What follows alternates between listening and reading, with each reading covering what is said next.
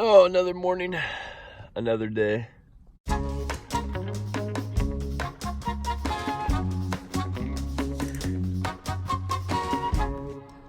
Feel pretty good this morning. I ate some Mexican food last night. Treated myself to a little Mexican food, which I haven't done in a while. I've been real good at eating at the restaurant, eating at Jimmy John's, or wherever I can get some cheap food that's relatively nutritional. I've been really good at not eating out and paying a lot of money to eat out. So last night I treated myself to a little bit of carne asada tacos. It's pretty amazing.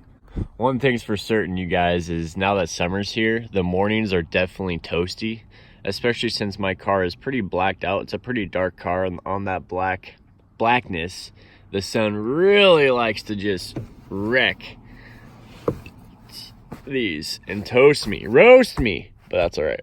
One thing I'm really bummed about is iMovie, the editing software I use on my phone to make these videos, released these soundtracks with the app, and I was assuming that I can use these soundtracks on my movies and they won't get copyrighted, but I used a song yesterday on the video you guys saw yesterday, and YouTube sent me an email saying, hey, this video has been copyrighted and don't do this again. Luckily, they didn't give me a flag or a warning. They just pretty much sent me a message saying that song is not okay. So I don't know if I should use those songs. It's like, well, what's the point in having soundtracks in the software if I can just use songs I already have, you know what I mean, if they're all copyrighted. So I'm a little bummed about that, guys, but that's the life without a computer, man.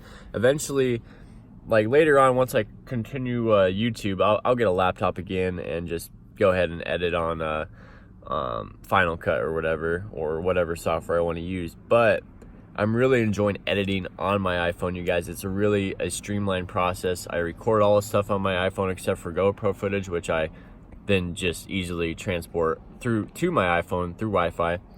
And so everything's done on my phone, really easy, with my finger, just editing, squeezing little videos together. So but in the future, guys, if I do want to keep pushing this YouTube thing, which right now I really do want to keep pursuing this, it's a lot of fun for me, and it's a feeling of creativity that you don't really get anywhere else, no matter what you're doing. I feel like YouTube is one of the insanely creative outlets that you can do.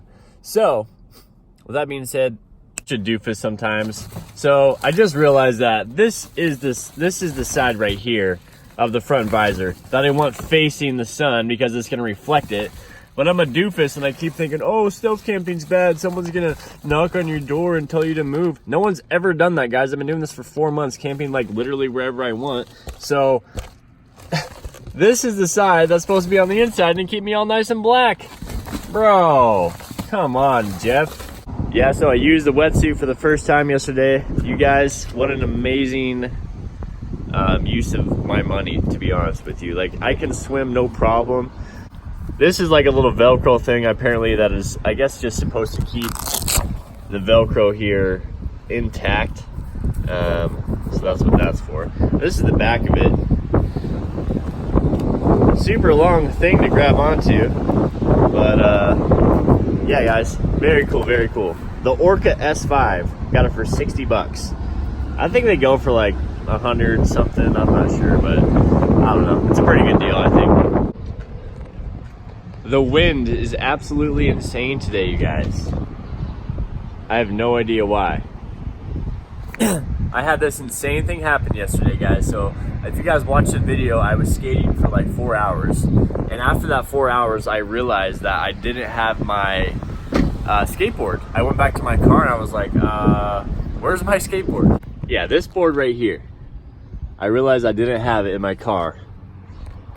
And so what I did is I remembered where I parked, and I literally, the beach was packed, man. There was hundreds and hundreds of people at the beach. And I pull up to the spot where I was. The cars were all parked in the spot where I was at. And my skateboard's there on the grass. Some lady set it aside. And I stopped my car in the middle of the road. Well, there wasn't anyone behind me, obviously. And I ran out. She's like, is that yours? I'm like, yes. And it was there, and I got it. Wow, dude. What a save. All right, guys, I'm out here at Quemlin Park here in Post Falls, Idaho. I'm going to hop in the water and do a little swimming with a wetsuit on.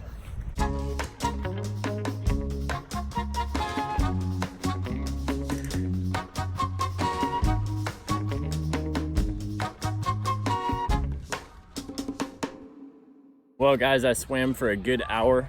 That was incredible.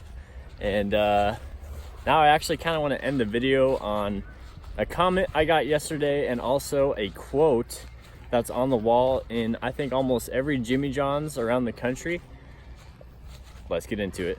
All right guys, so I got my wetsuit drying and I got my GoPro out and ready. I already had to replace a battery because I left the Wi-Fi button on, and if you leave that on, you guys, it'll drain your GoPro battery, so turn that off if you're not using your GoPro. Anyway, so about the comment I got yesterday and about the Jimmy John's quote I want to share with you guys, I want to know what you guys think of this comment. So it was about the Scion XB Ultimate Stealth Camper. When I made that video, I legitimately intended to make a stealth camping video. It is a stealth camper. It has fold down seats, it has a lounge, it has a bed. That is a mini camper. Anyway, this guy commented, "So you invested $50. I have a 2015 Scion I'm about to travel with, but the only worthwhile video for the XB was a girl traveling to friends who had a sink and shelves. But, I mean a cot and an air mattress? Question mark. Sorry man, not trying to be a dick, but why did you make a video?" Wow, dude. That's probably one of the most toxic comments I ever got, man. Why did you make a video, a cot and an air mattress? To which I replied, what more do you need? Question mark. You're a perfect example of a brainwashed American overconsumer. Why don't you start a channel and make the video yourself? I didn't get a reply back from that one, guys. That's a heavy duty roast right there. 99% of people think if you don't have a 4-inch luxury foam mattress and a Calvin Klein pillow and freaking like these linen sheets, you're not gonna be comfortable. Like, my cot is money. The storage I have, the air mattress I got from Cabela's is perfect. And it's just disgusting, man. It really is how some people are literally brainwashed to think that if you don't have it's like, bro, then just get a Class B or something. Like, don't why did you even make a video? That's hilarious. Anyway guys, that's all I'm gonna talk about on that. So anyway guys, the Jimmy John's quote, it's titled, "How Much Is Enough?" And it goes, "The American investment banker was at a pier of a small coastal Mexican village when a small boat with just one fisherman docked. Inside the small boat were several large fin tuna. The American complimented the Mexican on the quality of his fish and asked how long it took to catch them. The Mexican replied, only a little while. The American then asked why didn't he stay out longer and catch more fish. The Mexican said he had enough money to support his family's immediate needs.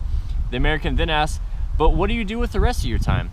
The Mexican fisherman said, I sleep late, I fish a little, play with my children, take a siesta with my wife Maria, stroll into the village each evening where I sip wine and play guitar with my amigos. I have a full and busy life."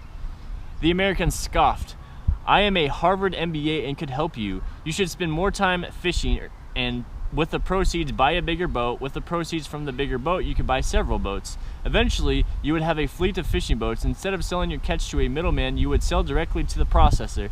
Eventually, opening your own cannery, you would control the product processing and distribution.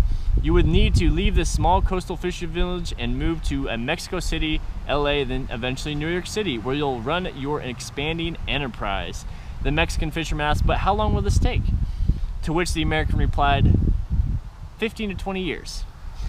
"But what then?" asked the Mexican. The American laughed and said, "That's the best part.